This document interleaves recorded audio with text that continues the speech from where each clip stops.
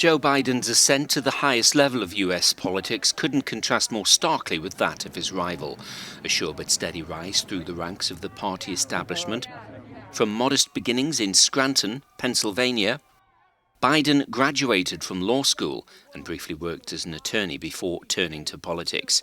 He became one of the country's youngest ever senators in a surprise victory in 1972, the start of a distinguished four-decade career on Capitol Hill.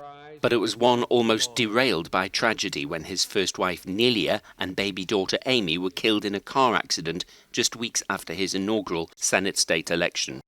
There was further bereavement years later when his son Beau died of a brain tumour in 2015. After a failed presidential bid in 1987, Biden ran again 20 years later, but found himself eclipsed by a uniquely charismatic opponent.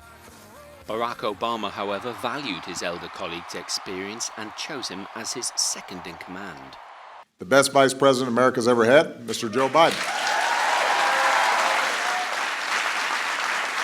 Undeterred, the arch-centrist entered the fray again, finding himself up against an array of progressives for the 2020 Democratic nomination.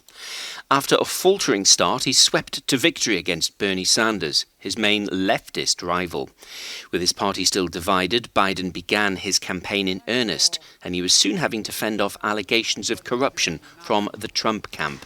This was over his son Hunter's business dealings in Ukraine. It was just one of several hard-hitting lines of attack.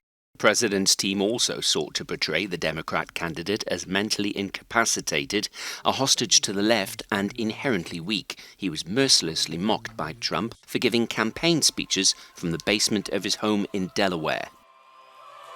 I can't tell you what's going to happen.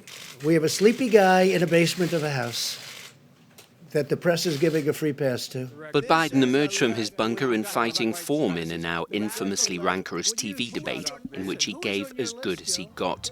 Stable and steady versus volatile and flamboyant. The American public were left in no doubt about the choice they faced as the campaign reached its climax. Paul Ging, Euronews.